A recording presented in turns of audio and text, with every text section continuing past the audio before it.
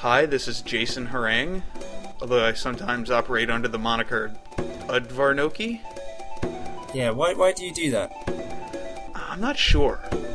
I'm sure there's a story there, but yeah. It's an odd story, it's probably not worth telling. This droning, horrible voice you can hear is Gabez's, which is an awful nickname that shouldn't exist at all. But hello, here I am. I'm Andrew McCarthy, aka AT Machine, which is my initials, so there's where the name came from. That was a good introduction. I like the way you said your real name. You sound like a real person. Unlike me, I sound like an android. You sound like C-3PO. Oh, I wish.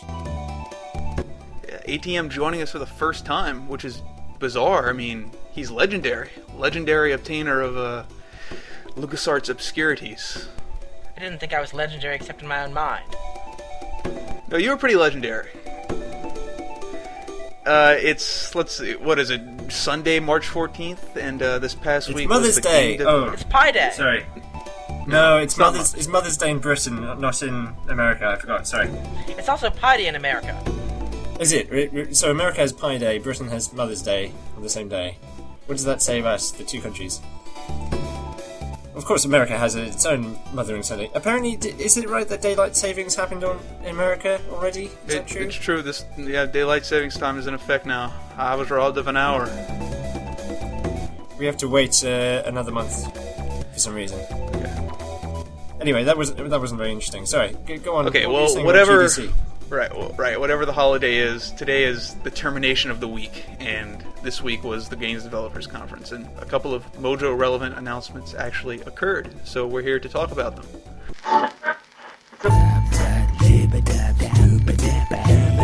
Mix and Mojo all up in there.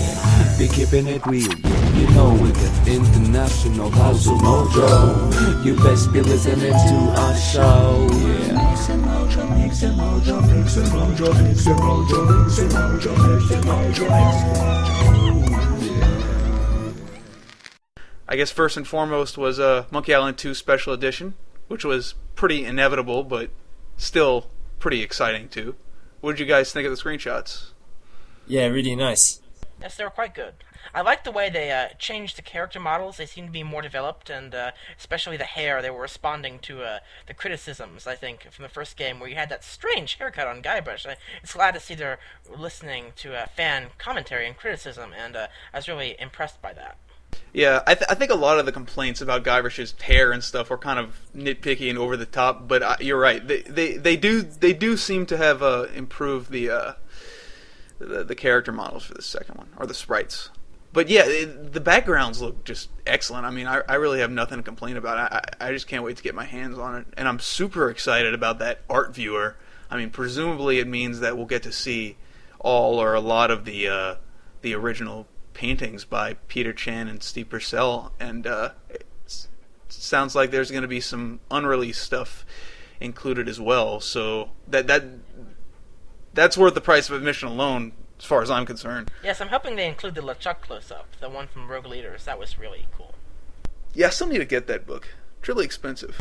Maybe we should scan it in and put it online illegally, and then right. And then we'll get all these letters say, oh, "You've got to take it down." And then we'll say, "Well, we didn't get the letters because we didn't send them. They got lost in the post." And so, but we sent the letters, and then you'd say, "Well, prove it."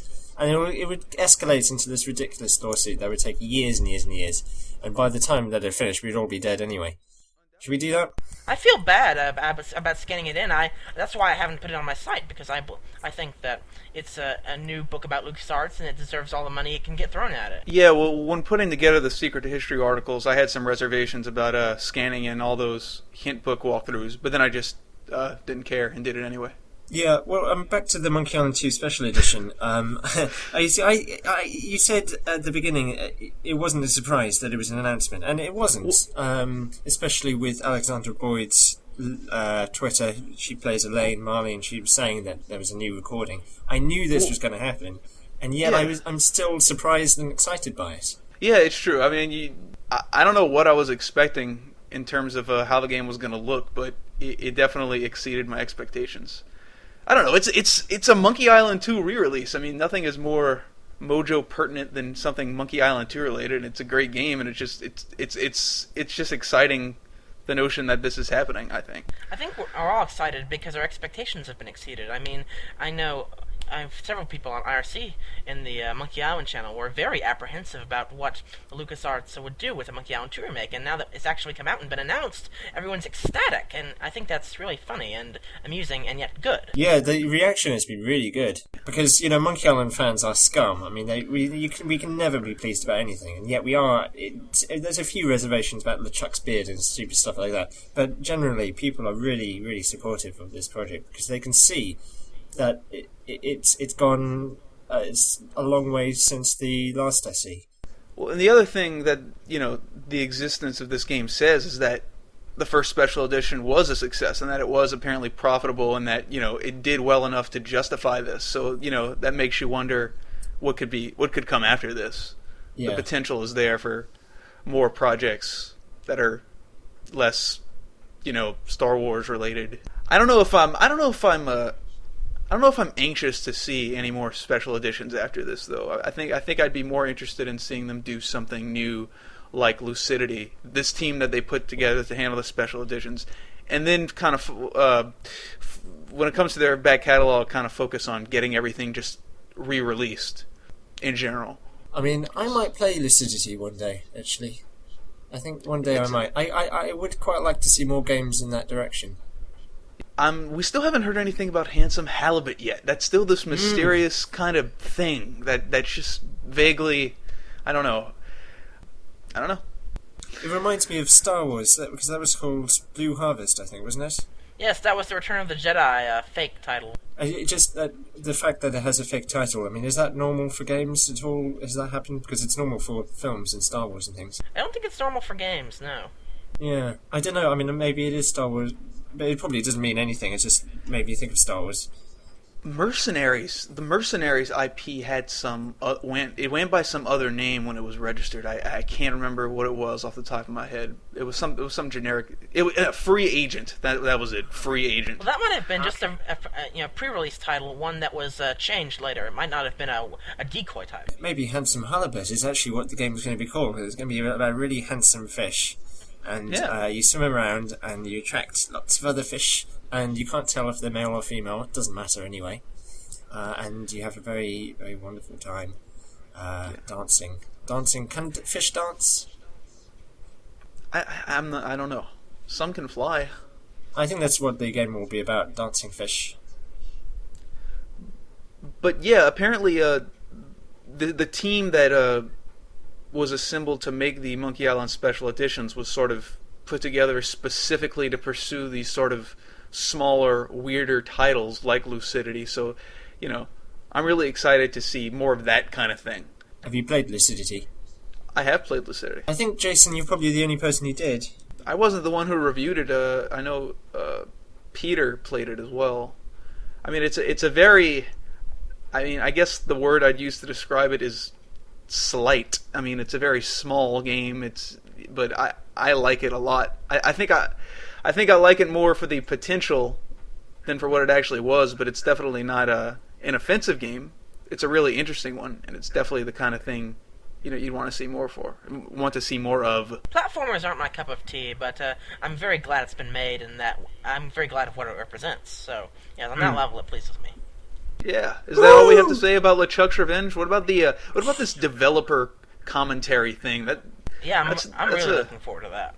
How is that going to work, do you think? I have no idea at all. Because I was thinking maybe like Half-Life 2, the episodes have a really good commentary feature where you go through the game and you see these little icons and you can click on them whilst playing the game.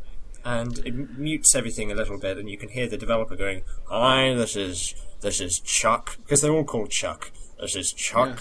Yeah. I designed this pixel. You can see it here, and it's really good actually. It is actually much more interesting than I've made it out to sound, and it's exactly like on a DVD, except it's more interactive. But I don't think they could do that with Monkey Island 2, could they? I mean, my assumption is that they got Ron, Tim, and Dave to just maybe record some, memories about maybe certain key scenes, and then you'll have the option to play them. I don't know. Like maybe they'll have something like really fascinating to say about Captain Kate's glass bottom boat, and when you get to that part in the game, and you hit a key, they'll talk over it. I don't know.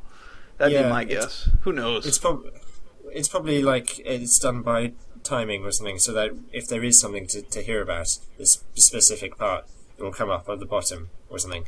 What do you think, Andrew? I think it probably will work the same way as in Half-Life 2 and the other Valve games, because it seems like the most logical model for LucasArts to follow. I mean, yeah, exactly. See, I'm not familiar with the Valve thing. Neither am I, but I'm assuming that's what they'd model it on. There were a few other exclusive extra features. I know they're carrying over everything they did with the first one, but there was also they're adding the direct control option, which is good, I think. Yeah, because I think the revised system that they used for Monkey Island 1, I didn't think it was particularly good. Or it wasn't bad, but it was worse than the 20-year-old game that they were supposedly supposed to be enhancing, and so maybe the adding direct control will address that somehow. I don't know. I'm referring to the way they handled the verbs and stuff. How you had to bring up separate screens with a key press, and it made inventory combination like more of a hassle than it was in the original game. But it's probably the trade-off of wanting to have the game world take up the entire monitor as opposed to having the bottom fourth reserved for text and UI. But yeah. Yeah, I also like the fact that they've added the voice into the original pixelated version as well as the new high-quality version, which is a feature that a lot of fans were clamoring for. Yeah. They definitely listened to the fans in that regard, too. Part of the announcement included the news that the original special edition, the special edition for the first game, is going to be released on Mac, and also apparently on Telltale's site as well. Something along those lines was mentioned, but I'm wondering if they'll update the first game special edition to accommodate the ability to toggle the voices on the old version of the game, because that'd be really cool. I would hope so, but I don't think it's likely. Yeah. Well, I don't know. I think it is likely because with online distribution, it's very easy to change something. You don't have to get out any more product, and presumably it must be an easy code change. I mean, Jason, you're the science fiction geek coder guy, aren't you? You did computers. I'm apparently a science fiction geek coder. Isn't that what you studied at university? Science fiction, or whatever. Oh, I have a degree. I have a degree in computer science. Yes, didn't know that made me a science fiction. Okay, it means you're fictitious and you're a computer. Yeah. So, presumably it's easy. You just write like a code line which says, computer change voice. I don't know. I don't know. Computer science is when you use parts of a computer in a laboratory environment. So, like, you hover keyboards over Bunsen burners and stuff like that. Yeah, you make robots. But I mean, right. It's true, right? That this is an easy fix for the first game. I have no idea, but I think it's obvious. Like ATM said, that adding the feature for this second sequel was obviously a reaction to something that was clamored for in the first one. So it's evidence that they're listening to people. I love that even though I have a name, Andrew, you're still calling me ATM. I just find it funny. I'm sorry. I'm sorry. I'll call you Andrew. I'm the computer. It's not Jason. It's me. I am the computer. Okay. Sorry. The music. Yeah. Music. Well, is it going to be iMuse? What's going on there? I have no idea. I mean, I would have thought that keeping all the dynamic complexities of the original game and bringing that to a digital form wouldn't have been possible. But with that Bay Area sound interview we did, Julian Kwasniewski made it sound like it would be. It would just be kind of it would require a lot of disk space. So who knows? I did hear that they contracted out to a third-party developer for a new type of music software for the second game because it was so complex they needed to find a new way of handling the music. I did hear that. That's interesting. There might be another problem in that the music of Monkey Island 2 doesn't really work for live instruments. necessarily, because some of the notes, I'm told, are outside the scale of live instruments. So if you have some of it live and some of it sounding like it's supposed to be live, like the original, like the last special edition, then maybe you can't mix live and non-live. You know, maybe it would sound wrong to have to stick too close to the original. So maybe there's a technical difficulty there as well. On the first special edition, I believe they actually used live instruments except when they couldn't, and then they synth it in. Okay. Well, there's going to be compromise, I'm sure, but it's going to be something that's going to be really fascinating to see how they do it. I know, however they do it, the updated music is more than likely going to be pretty amazing. However, a dynamic they end up being able to make it's going to be probably a treat to hear. Something that the MIDI point reminds me of is that I'm currently replaying Tales of Monkey Island, but I'm replaying the WiiWare version because I was just curious. I don't know. I was playing the Wii and I had $50, and apparently I decided I didn't want that $50 anymore, so I went ahead and bought all the episodes, and I'm replaying it on WiiWare. And the music is different. It sounds like it's entirely synthesized. I really like it. Like it has this sort of nostalgic Monkey Island 2 vibe to it. Like I would recommend playing the game that way. I don't think I'd prefer it over the the better quality version of the PC counterpart. But I've really been enjoying listening to the MIDI soundtrack of Tales of Monkey Island. And the WiiWare versions. Anyway, I just wanted to say that. Well, that raises a good point, because I think some of the best parts of the Monkey Island 2 soundtrack are the synthesized parts. Like, I love the bit in the introduction where the monkeys come on, and then Guybrush comes and taps his foot, and the music changes and goes boom, ch, boom, boom, ch, and then it does blue. You know that noise? Do you know the bit I mean? And it's you can't recreate that with a guitar or whatever. It would sound wrong. Right. You've got to have, it's kind of like in the 80s where everything was synthesized. Yeah, I mean, I hope that some of that is still there, as well as some live instruments. The team definitely has their work cut out for them with Monkey Island 2, and I think it plays into what ATM said, that part of the reason it's so exciting to see that Monkey Island 2 Special Edition turned out to be real is that you weren't really sure how they would have ever been able to pull it off, but now we're hearing that they're going the extra mile to recruit some company to make some special software or something. I don't know. It sounds like they're actually putting the effort into it, and that is exciting. Well, we've already heard a bit of the music. We've heard a bit of the Woodtick theme, which sounds pretty good. You had a taste already. I've listened to it on a loop 500 times.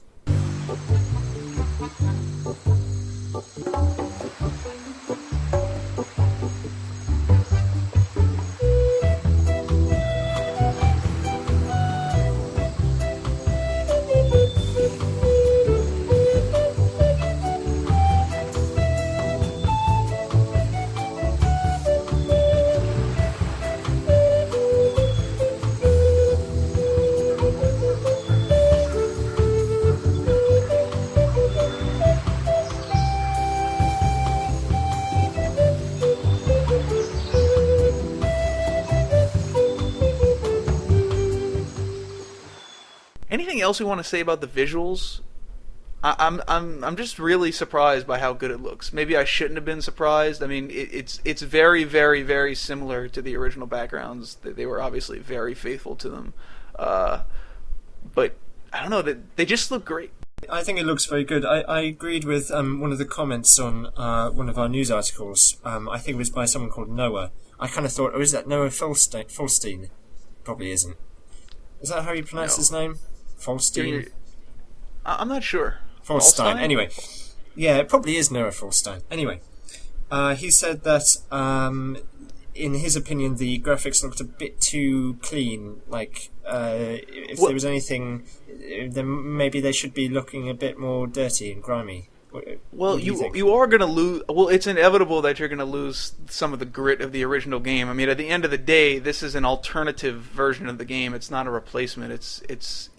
It has to be different just by definition to some degree. And yeah, I mean, it does look a little bit smoother, but I mean, it's it also looks awesome. So yeah. Well, it's interesting that they did make quite a big difference because this is something else that Noah brought up in his comment.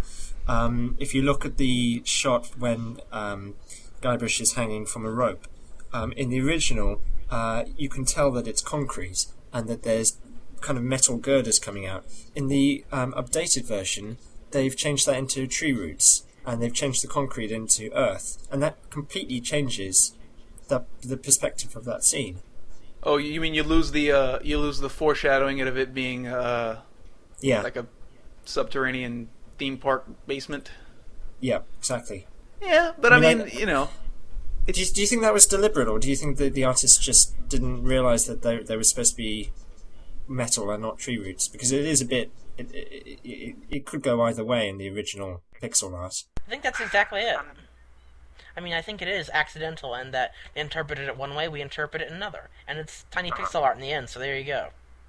It's all a matter of interpretation. But also, what bothers me about that screenshot is they redesigned Elaine when in the Monkey Island 2 Special Edition, and from the first one, whereas in the original Monkey Island 1 and 2 game, she looked absolutely the same. It's one of those things I'm going to put in my site and make a note of. But, you know, this is interesting things. They're going the extra mile to redesign characters even when they don't have to, which interested me. Yeah, I think there was a quote from Douglas Rodriguez. Is that his name? The new president. Daryl the Daryl. Is that what? Okay, anyway. He sounds like a Mexican superhero. Daryl Rodriguez. Anyway, he said that they were reimagining all the characters. I think that's a quotation. I don't remember. I wanted to ask Andrew something. Weren't you the one who made the comment about Elaine's green eyes in Tales of Monkey Island and how they're kind of retroactively like putting that in the continuity or something? Yes, her eyes were green in the remake, the special edition of Monkey Island 1, but they were blue in the VGA version of the original. And they were blue in CMI, and now they're green in Tails. So they've been redesigning characters all the way around. So maybe if they re-release Curse of Monkey Island, they won't touch it at all, except for changing Elaine's eyes to green. That'll be their one touch-up. Yeah, that'll be the special edition. I think they should, just to, fuck with people, they should have Elaine's eyes, it's just completely black for the next one. And just like in the X-Files. Or just completely so Gabez, black. Remind me of this quote again that you were trying to find out if I probably made it up. I don't know, okay. I lie a lot. Redesigning the characters?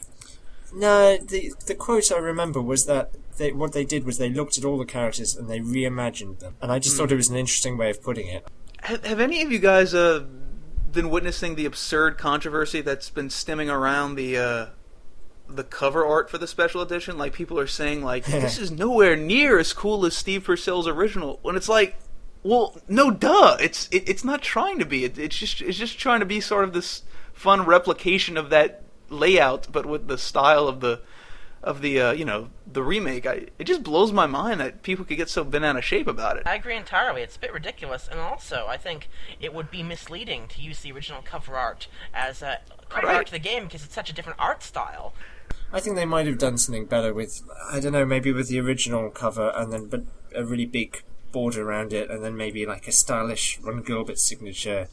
But then you get into a whole debate because what about Dave Grossman? And okay, so you have all three of them sign up, but then you think, well, what about all the other people who worked in it? And then I'm not talking about anyway. I'm not talking about legitimate criticisms about the design of the remake's cover. I'm talking about it always seems the ones I've been reading always seems to come down to like it doesn't look anything like the old one. It doesn't look like realistic at all. And it's like it looks like the screenshots of the game. It's following the style of the actual game. I'm guessing they won't use it, but if you guys remember the infamous Mojo April Fool's gag of 2003, was it, or 2002, where they faked the Monkey Island 5 sounds and the voice recordings and the cover art, and they got Dom to record some lines, and he recorded some lines for Largo. In the fake Monkey Island 5, Largo came back and he did a Largo impersonation. I don't know. Everybody really thought he sounded really good. And somebody made the comment in the wake of all this special edition stuff, like, I wonder if they're going to have Dom voice Largo. I don't think they will, but that'd be pretty interesting. They really should. Dom is such a talented actor. Ahoy! Who goes there? Only the living dead from your past, sheep good. It sounds like But it can't be. That's right. Wherever you go, on sea or on land, you can't... I know, you can't ever hide from Largo LeGrand. You see, mates, no one can forget a dastardly pirate with a rhyming motto. Don't you mean a dastardly bra-wearing pirate? Shut your grog hole, you staggering sea lion. I've had enough to hear with you and your dancing monkeys. Empty the cannons on him, me hearties. With this game being voiced, now all 5 games are voiced, and they're voiced by, in most cases, the same actor. And it's just really cool to have that continuity. Like, it's cool to have. It's like comforting on some level. Like, I know, at the end of the day, Monkey Island 1 and 2 are only meant to be played without the voices. I mean, the dialogue was written to be read, and, that's how the jokes work and the timing and everything. But it's like, it's so cool to have that option now. Yeah. I don't know. I can't wait to play through it that first time, fully voiced. I have to say, I didn't play through the Secret Monkey Island Special Edition. You didn't? No, I didn't. I do have reasons. I like the Secret of Monkey Island. Obviously, I love all the Monkey Island games. It's not my favourite adventure game, though. And I've played it about 7 times, and Right. I kind of feel like I just didn't really feel the need to go back into it at this point. But Monkey Island 2 Special Edition, I'm definitely going to play, just because for me, Monkey Island 2 is a different class of game. It's just, I can never play it enough. It's so good, and it just has something. Maybe it's just me, but it has something that Secret of Monkey Island doesn't have. And I think the Special Edition looks like it has that extra level as well, to make me want to go back into it. I mean, I couldn't resist replaying Monkey Island 1 and the enhanced version just out of curiosity. But I mean, I definitely I think I'll agree play with it you. eventually. I mean, I definitely agree that I think Monkey Island 2 is a better game. I think most people seem to feel that way. Yeah, I think there's a few comments from other people saying that I didn't play the original, the last Special Edition, but I'm probably going to play this one. What about you, Andrew? You played both. You'll play both, won't you? Yeah. Played almost every version of Monkey Island 1 under the sun, so yeah. Oh, really? You've played all the have you? Is there an FM Towns version? I have played it, but it's basically, it's like the VGA CD version, only the inventory is in 16 colors. It's 16 color icon images. But it's not really anything to write home about. It's pretty much the same as a VGA CD, really. Okay, ATM. I'm going to ask you this question. You're the authority on the matter. I want the final word. What is the ideal version of the Secret of Monkey Island? What is the correct version? I'd say I would recommend the VGA 256 color disc version, because it has the stump joke and it has the Indiana Jones fanfare when you open the Vooju treasure chest at the end in Woodchuck's ship, which is awesome. Bam. There you have it. That's the version that's the version I grew up with, so that's the one I would have picked too. The only thing though is that the EGA version has the per cell close-ups, as opposed to the really good looking but like completely incongruous 256 color close-ups that look ultra realistic. It kind of goes back to the cover art thing where it doesn't really represent the rest of the game. But the VGA floppy version is the one I grew up with too. The ad-lib music, I guess, is what it's called, and the improved graphics. Didn't Bill Eakin do that or pitch in with that conversion? He might have, yes. I think he might have. I grew up with the Mac version, which is basically the VGA CD version, only it has a different music because it's not on the CD, it's on discs. So I grew up as a Mac gamer, now you know. And I switched over, though, for Curse of Monkey Island, which never got a Mac version. Sad face. That's the only one that didn't get a Mac version, correct? Because I know EMI. Yes, it got a Mac port. Yeah, it did. Well, I didn't grow up with Monkey Island really. I played it when I was 13, and I played the CD version. I'm about your age, Gabez, so it's not like I grew up with it when it came out. I am. But You're how old are old you? and haggard. I'm 22. I'm 23, so I'm not Ha that ha! much older. You're gonna die before me, Harangue. Yeah. I'm gonna dance on your grave. At least I got to see this last British Mother's Day, though. Well, ATM, how old are you? I'm Gabez's age, 22. Okay. When were you born? 88. January. No. What? Oh, you're younger than I am. Damn it!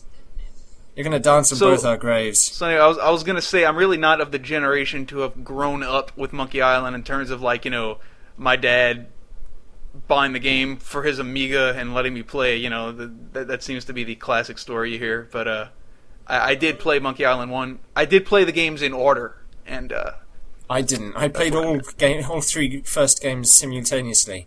So I would get to a point in Curse of Monkey Island, and I think that doesn't make any sense because I got to the stand thing. I was like, what does that? How does that mean? Because I'd released Stan in the crypt before I'd put him in the coffin. Gabez, I really can't tell if you're joking or not. Did you really play the first 3 games that way? Yeah, and then so the jokes worked backwards for me. So then when I put Stan in the coffin, I thought, now it makes sense. Oh, that's quite funny. And it worked really well. And it's quite fun playing adventure games that way, because if you get really stuck in one game, you just go switch to another one. I played it like Jason. I played all 5 in order. 1, 2, 3, 4, 5. My first adventure game was Maniac Mansion, and then after that I just got my hands on all the LucasArts games that I could, and mostly in the right order of release. So the other big announcement at GDC, if we're done with LeChuck's Revenge, was The Devil's Playhouse, Sam & Max Season 3. I really like the way it looks. It looks so grainy and grimy. I actually kind of think maybe they could have lent LucasArts some of the grime brush that they've been using, because it just looks so fantastic. One thing I can't tell. I've watched some of the videos, and the videos look grainy, and I don't know if that's part of the video or if it's part of the game. If there's a filter, I do think. I think some kind of grain filter is part of the game. Yes, that's awesome. I love that style that Telltale has kind of adorned the series with, especially like in their marketing and stuff. That sort of a retro schlock cinema vibe with the the way they made their title cards and the way the website looks. It's sort of got that cheesy 70s drive-in movie flavor to it. They kind of began that with the season 2 credits and title cards. I think we have Jake to thank for that to some degree, actually. But anyway, I just wanted to say that. I love the new logo at the beginning of the trailer. That was cool. It's very 70s. Yes. Yeah. Yes. Well, you were just talking about how the game, it's such a big jump in the way it looks compared to the previous seasons. Yeah. And I was just gonna say I agree. Like if you look at seasons 1 and 2, the change was almost non-existent. I mean, there were a few little enhancements, but because season 2 I think was made pretty much right after season 1 ended, it more or less looked identical. But in this case, you have all the little gradual updates that they made to their renderer, I guess, and it's if you're going from season 2 to season 3, it's going to be a pretty big jump. Well, I think that's why there's been this delay for season 3. Is that if you remember, we had this trailer for season 2, which was rendered in a different way. Well, I mean, the season 2 trailer, my understanding was that it was almost entirely like it wasn't rendered in engine at all. It was basically just the animators making it kind of a pet project and just going crazy. Whereas I think season 3 is actually indicative of how the game's going to look. I mean, the trailer will look like. Yeah, but that's my point. I mean, it's almost like Telltale we're saying, well, we wish we could do the game like this, but we can't. It's just a promo for now. But then they really wanted to get the whole game to look like that season 2 trailer, so they realised they had to wait to develop the tool a bit more, and also maybe wait for the people's technology to advance a bit more. Well, they're definitely a lot closer to the way that trailer looked, but I don't think that has anything to do with why Sam Max took so long. I think my understanding was that they wanted to do it after Strong Bad, or they thought they would be doing it after Strong Bad, and then the opportunity to do Monkey Island kind of came up, and it was just just not the kind of opportunity you pass up. I mean, I think the way it works is Telltale is always evolving and improving their engine, not kind of overnight, but in this sort of slow and gradual way. And I just think because season 3 has been so long since season 2, the updates are just more dramatic. I mean, if you I don't know if you guys have played the CSI games, but when I played Deadly Intent, I saw a lot of the changes between it and the previous CSI game that I think a lot of people are seeing between the Sam Max 3 trailers and what they'd seen before, and that the textures look a little more detailed and the camera work looks a little more dynamic. But I think it's just a product of their engine constantly getting better. But that's my theory. No, I think you're right. I think you're absolutely right. That's not much of a podcast if we just all agree with each other. You suck, Yeah. Jason. You're completely wrong. But I wasn't listening to what you were saying, but it's wrong. What were you saying? That Sam Max. What? The fuck do you know? You're 22 years old. Come on. I'm practically a baby. Fresh out Go the on. womb. Spring chicken. I wish. I am a little bit apprehensive about some of the changes. I must admit, the new Okay. the new conversation tree, for instance. If you've seen that, the new way of handling Yeah. that looks. I like that. It's very Mass Effect-ish, don't you think? Yeah, it is a bit. But I like the way that they're starting to mix things up a bit and to change things in the adventure game genre. Because I haven't seen that done before in an adventure I game. agree. I do like that they're playing around with the interface. I will say though that when they're asked about it, at least in the press stuff I saw, when they were asked about the reasoning behind it, besides the fact that it was to accommodate console gameplay, they would say that it's so you don't ruin the joke.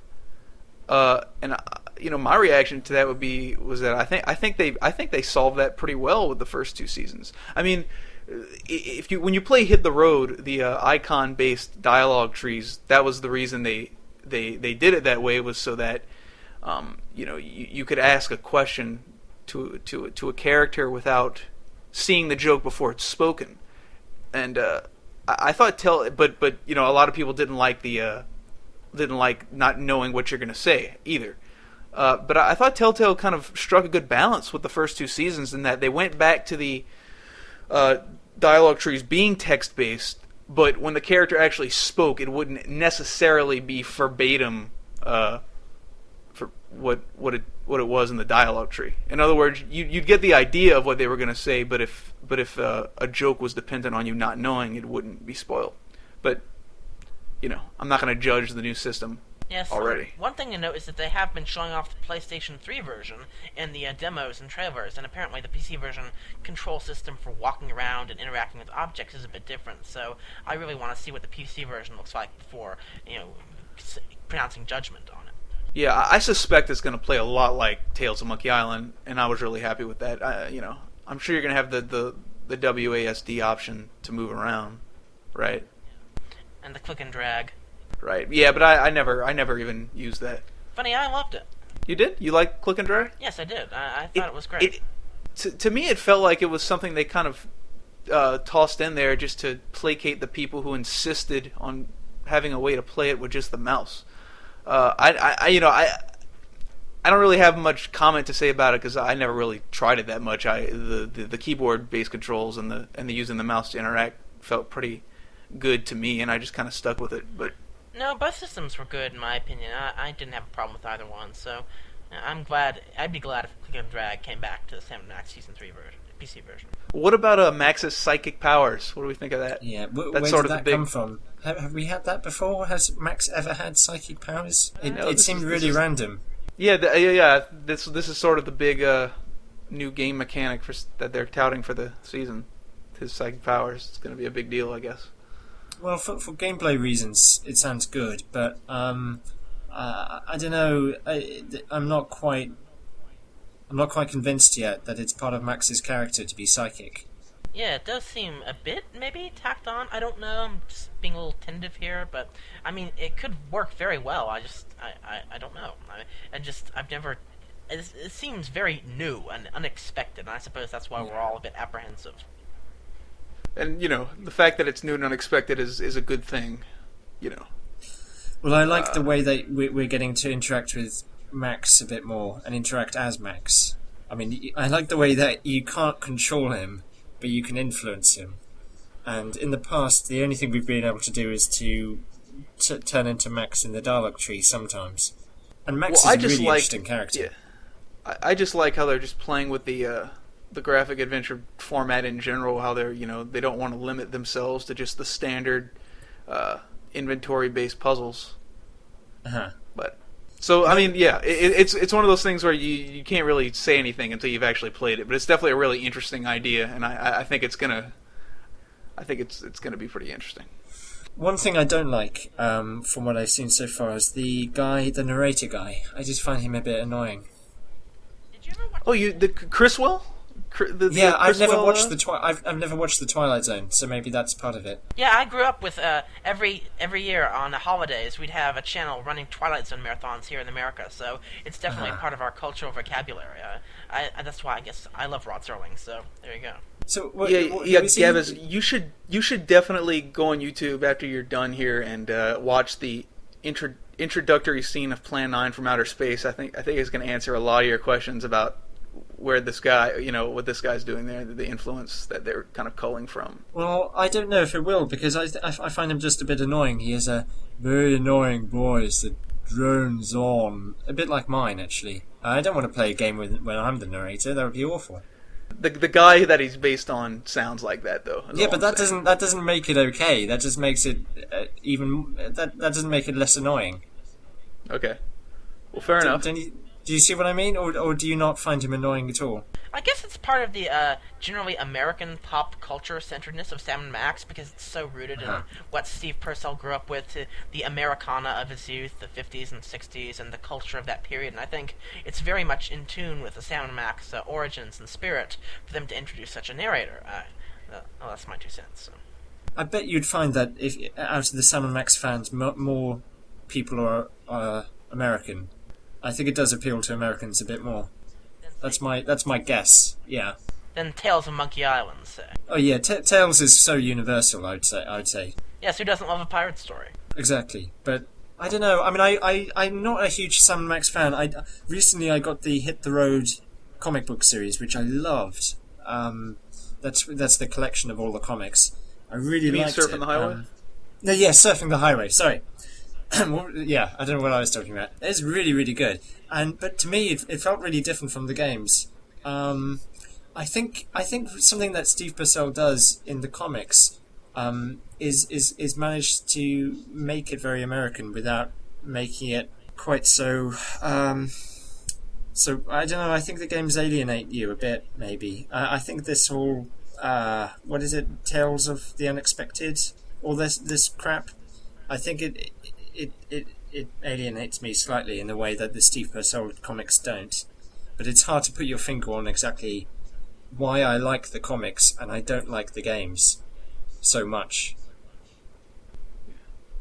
It's well, shocked silence. Perspective. I mean, I can't pretend I'm not American and then try to figure out what Sam and Max what effect it would have on me if I was coming to it from a different culture. You know, the bringing up the comics. I want to ask ATM something, since I'm assuming you're pretty well read on the comics. Is Max not liking people making cracks about his weight something that comes from the comics? Because that's something that Telltale. When I was playing Season 2, and they sort of added that personality trait for him, and I wanted to ask somebody who's well read on Sam Max if I'm right about it being something they added, or if it's just something I forgot. Not liking his weight, I don't know about that one, but not liking girls is definitely from the comics. Did I say Max or Sam? I'm talking about Sam. People, him being self-conscious about his weight. He is a bit self-conscious, yes. He's especially conscious about references to him as a dog and Max as a rabbit. Their animal natures. That's one thing he's really self-conscious about. Cracks about his anthropomorphic nature is one thing he really gets angry about. Do you think Max is gay? I think he and Sam are heterosexual life partners.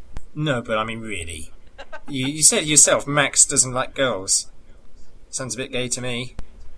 I think he's too interested in shooting things. I think violence is his sex. Yeah, shooting things with his cock. I think Max's sexuality is variable, depending on the joke needed. Yes, exactly. At the time. Well, you see, there's a kind of a plot line in Chariot of the Wheels. Was that what it's called? Chariot of the Gods. Yeah, sorry. Oh, Chariot of the Dogs in Season 2, where you basically make Max heterosexual. and I thought that was disappointing. Not that I, want Max to be gay because I fancy him. I don't fancy Max. That would be ridiculous. But what I'm saying is, they sexualized him. Yeah? They're already pretty violent, and there are already enough crude jokes in there. You think, I don't know. I don't think that it goes amiss with the rest of the humor, to be honest with you. To me, it's hard to get bent out of shape about them like altering their characteristics, because it's like when it comes to stuff like that, everything is kind of reset with Sam and Max. Like nothing is permanent anyway. It's just like, everything they go through, it's just like the next adventure is as if it never happened. That's true. I think the games have been very faithful to the comics, honestly, in terms of personality types. I don't really feel there's been any conflict. Yeah, I still think he's gay. Well, he may be. I don't know.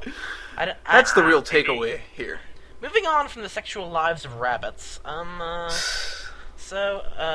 Lagomorphs. Come on. Hyperkinetic rabbity things.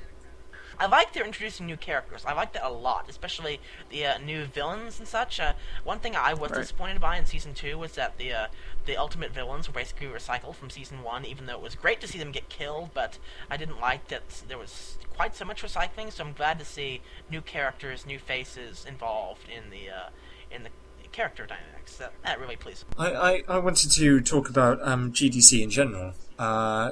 Sure, go ahead.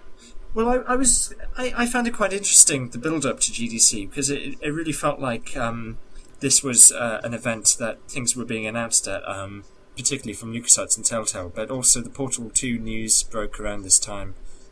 There seemed to be a lot of stories around that time. It did really feel like GDC was the new E3. Well, I think GDC for a while has always been the most interesting convention to read about. I mean, I've never been to California, so I don't ever get to attend these things. But you should go; it's fun. That's true. You did go, didn't you? One year. Well, yeah. Technically, I went in 2007, and either the show has changed completely since then, or I completely missed the show when I was there. I think I missed it. I did not understand it at all. It was bizarre. I treated GDC more as a larder than anything else, just picking up food. Yeah, as someone who just likes video games, though, and likes reading the coverage and, about the announcements and the panels and stuff, GDC has always been the most interesting one for me. Yeah, I think it's better to read about than it is to visit. Because visiting it, you just don't know where everything is. It's all very confusing. And it seems a lot of fuss about nothing. And actually, when you read about it, you read about the best bits. So it's all distilled for you, without you having to leave your armchair. Yeah, I imagine it's a lot of work trying to get to all the booths, too. If you want to see everything, you never have time. There's so many booths, right? Yeah, but there's not much to see, to be honest. It's really just people standing around. At least that's what it was. I mean, I imagine it must have changed. Must have got bigger. Because it looks quite impressive from the photos we've seen. And the panels and stuff. I can hear some nervous typing in the background. That he's typing about me. It's not me. My hands are off the keyboard. Aha! It's not me, but I was just going to say that the typing sounds very confident. I don't know where you get the nervous part from. Oh, wait, hang on. If you're not typing and I'm not typing, then who is? Is someone else listening in? Hello? Possible. It's LucasCast. They're trying to hijack us again. Beep, beep, beep, beep, beep, beep, beep. Ghost Pirates of Vooju Island. So you managed to play it before me. I finished the game yesterday. I finally got it in the mail, and I played through it in 2 days. I don't like playing through adventure games really quickly, but I don't know. I just been waiting to play it so long. I couldn't stop playing till I'd completed it. Still no North American publisher announced for that game. I don't know what's going on with that, but and the digitally distributed version of the game is still not available, although supposedly it's going to be released at some point. At some point in the indeterminate future, which I never bet on. Yeah, but to those listening who want to get it, you can import it fairly easily. There are a couple of options you can use. I got mine from Amazon.com marketplace, but you can get the game. You just have to apply a little effort. You can also get it from game.co.uk, which that's game.co.uk, which will ship the game to the United States. It's a bit more expensive usually than Amazon Marketplace, but it's also a retail outlet, not an individual seller. So there you go. All right, so Ghost Pirates. ATM, you start off. I'm organizing my thoughts here. Well, I would say that I haven't played A Vampire Story. Full disclosure, I have not played that, but from what I understand, what you said about the two games, they seem very similar in terms of the style of construction, dialogue writing, plot outlining, and everything else. So, yeah, shall we compare them? I mean, you're the one to do that.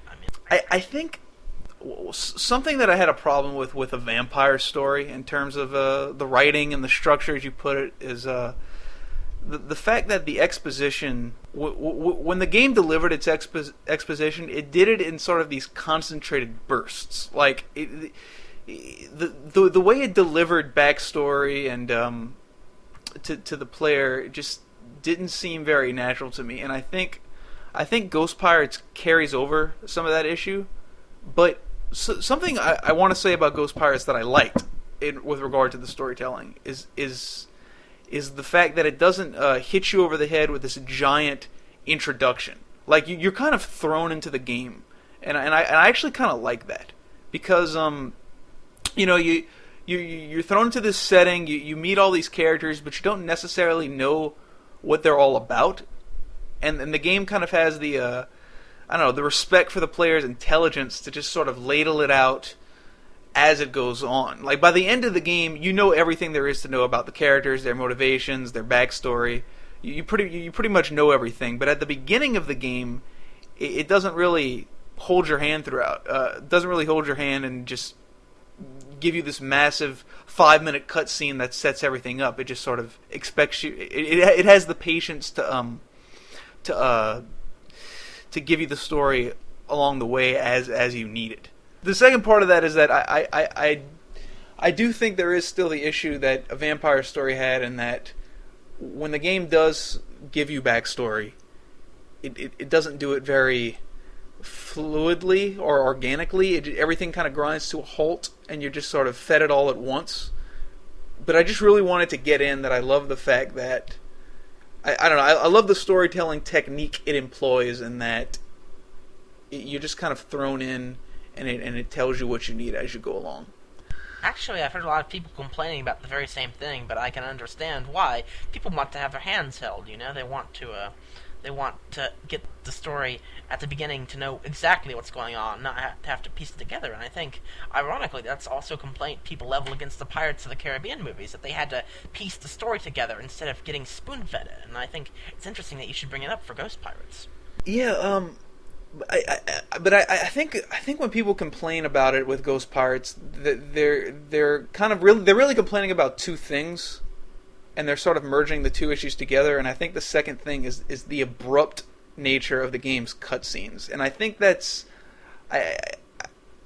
indicative of a separate problem. I mean, it's pretty clear that the cutscenes have a very, very rushed feel to them, as though they ran out of money. And the game kind of lacks some connective tissue, like scenes just sort of start after you know what I'm talking about. Like you get an FMV sequence, and then it's like, bam, you're in the gameplay, and it doesn't really hook up.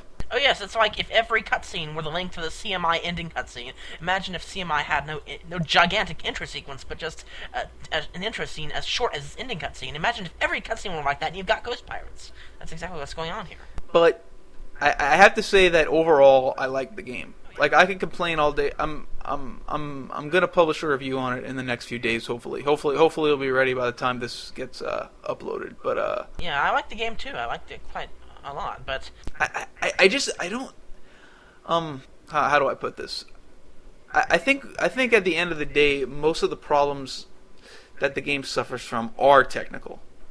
I don't know that I don't know if I'm prepared to blame bad storytelling for the sort of abrupt effect that the game has in a lot of scenes, because it feels more like an issue where if they'd had more time and money, they could have made cutscenes begin and end more gracefully.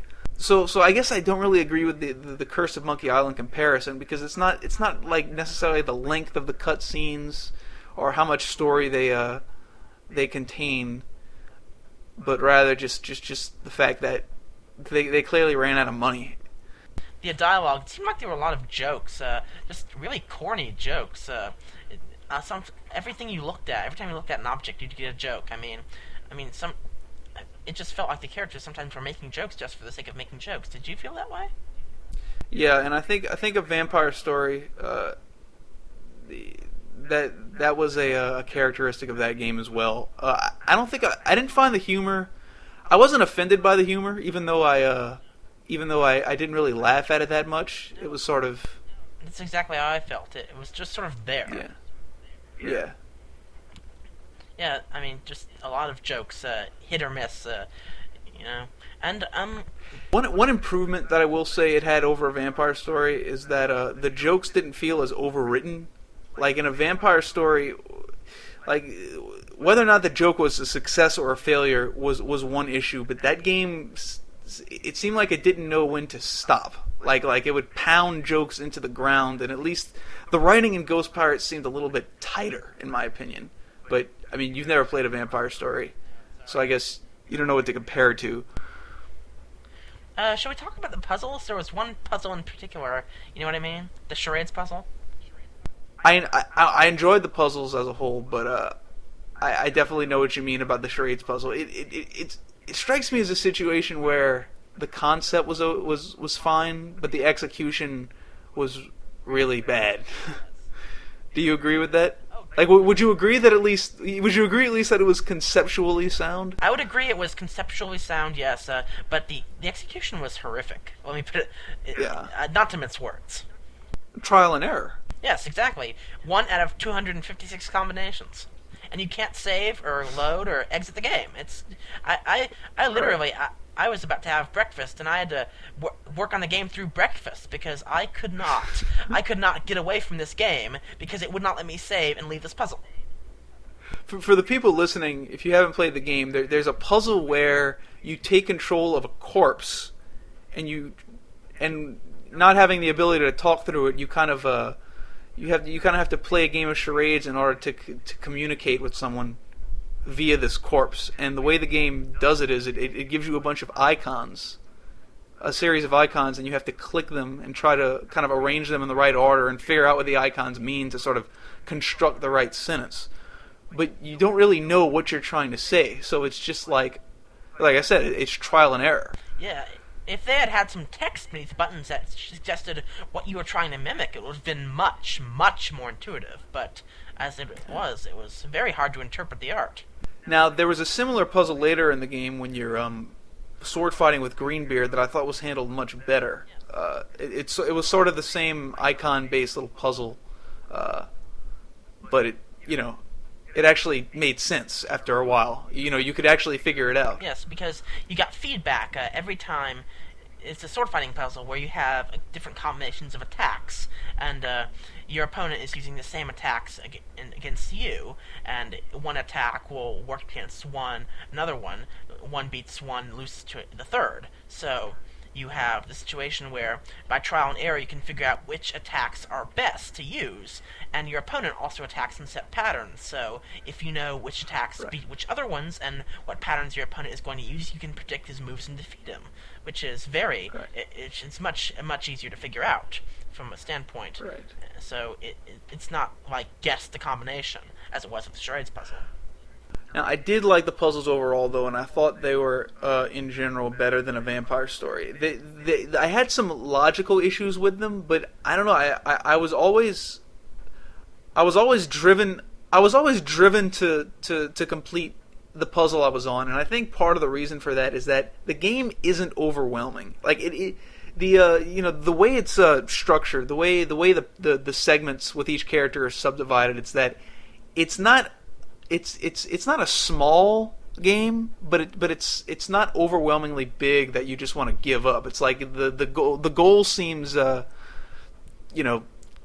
close enough, or close enough within your reach that it's worth getting through it. Yeah, I mean, I often didn't know why I was doing something, but I could figure out something to do that would advance me, and that was enough. I think that's very much how the puzzles work.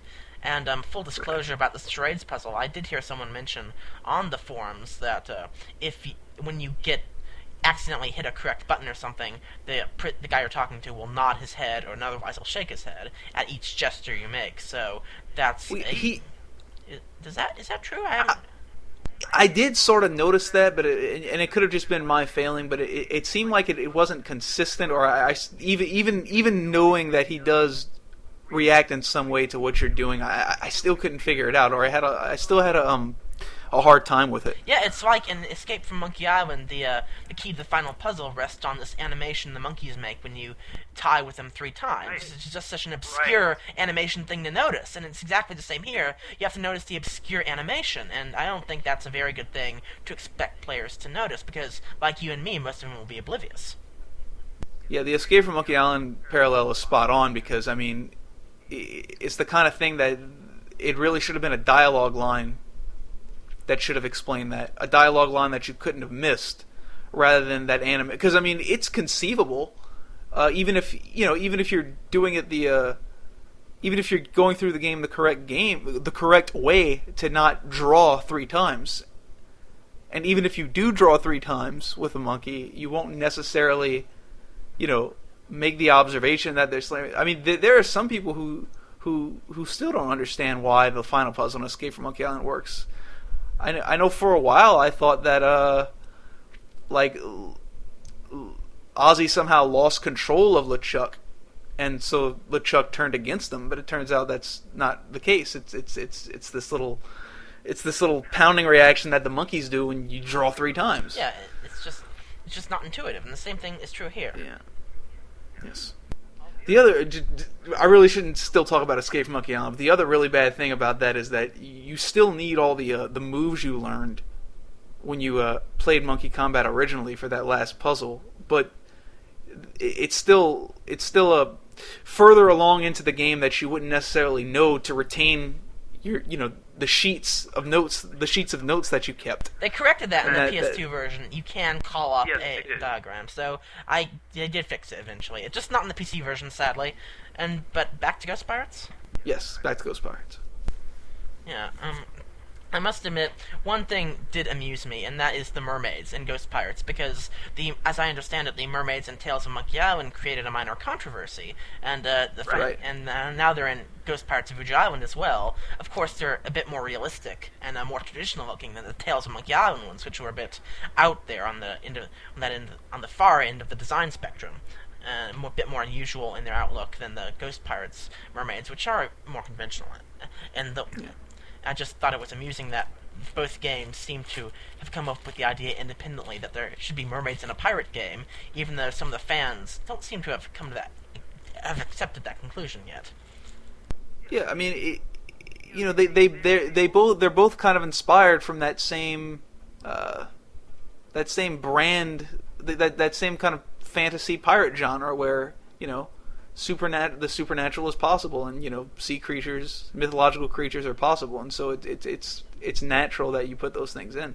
I like the fact that Ghost Pirates had its own Leviathan in it, and I like the fact that it wasn't even treated like it was this bizarre thing. I mean, that was just the Leviathan of Mary Kay, and it was perfectly normal. I like the fact that you got to meet the devil and trick him. I think that's a very classic pirate element, cheating the devil. Yeah. I mean that I love that bit. I think it's a very well realized world. When the game was first announced, the first thing that comes to mind is it's a Monkey Island ripoff. But when you play the game, I mean, that couldn't be further from the truth. I mean, they constructed a legitimate original universe with what do they call it, the Azerbian Sea? Yes, and King Flint, Pirate King of the Azerbian. I mean, it's a brilliant world. It's well conceived, well crafted, and I'd love to play more games in it. I'm impressed with the amount of detail they put into the world, and I'm very impressed with it, very favorably so. Yeah. Although I must admit that I'm very glad that everything was pretty much tied up in the ending, no matter how abrupt it was. There doesn't need to be a sequel like there does with a vampire story. So yes, I'm very glad they didn't do that this time. Yeah, the ending of the game is like it could go either way. The main storylines of the main conflicts of the story have been resolved at the end, but yet at the same time, there's clearly room for more. I mean, you have the love triangle with Flint and Jane and Cutthroat Kate, which is clearly something they could work with in the sequel. And of course, they could still use ghostly powers, perhaps, because you never saw Papa Doc remove the ghostly curse that they're under. So, sorry, spoilers. Sorry. Yeah. After I beat the game, the first thing I did was rewatch the opening cutscene, and I just really appreciated all the references that kind of came into play later that you wouldn't have caught the first time around. You know, they made the reference to Old Roger. It was sort of a throwaway reference, but then that kind of became important later on. That's sort of what I was trying to say earlier in my really jumbled, horrible way about the storytelling in the game and the type of storytelling. It's great. I appreciate that. I mean, I noticed that too. It's really, I love that subtle reference. Things like that. Yes. It really creates a sense of a real world that these people are inhabiting instead of just characters in a generic pirate story. Yeah, I mean, it definitely this game definitely has its own feel to it. Like if you looked at a screenshot of it, you might say, "Hey, that looks really similar to Curse of Monkey Island." And it's like, yeah, but if you play this game, I mean, it's got its own tone, it's got its own sense of humor. You know, whether that's a good thing or a bad thing, it's its own thing, and that's what I appreciated. I think the most about it. It definitely stands on its own, and I think it's got a good cast of characters, and I just think they created a great world with the game, and I think that's my favorite aspect of it, for all the flaws. I agree with you. That is my favorite aspect as well. But also, speaking about the way in which they differentiated it from Monkey Island, even in the Curly Clouds, the game's Curly Clouds look different from those in Curse because they're more wispy and they're a bit. They look more like actual clouds, and I think it's interesting that even that signature aspect of Bill Tiller style is different in his own work from in The Curse of Monkey Island. I think it's very symbolic. Yeah, and it's almost an injustice when a vampire story was coming out in this game, it was always described in terms of its Curse of Monkey Islandness, and I mean, yeah, you can definitely see that the same people worked on it, but at the same time, these games do have their own individual style. A Vampire Story has that Edward Gorey influence to it, and here Ghost Pirates has its own feel as well, and that's something that probably needs to be pointed out more when people talk about these games. Yes, just next time you're playing, everybody at home, look at the Curly Clouds. Check them out. They're different. All right. Well, everybody, thank you for listening. It's been a pleasure to be on the podcast for the first time, so thank you for having me. It's great to be here with you and Gabez. Yes. And hopefully we do another podcast soon. It's been a while since we had one that was actually about Mojo-related news. But, hopefully those become more frequent.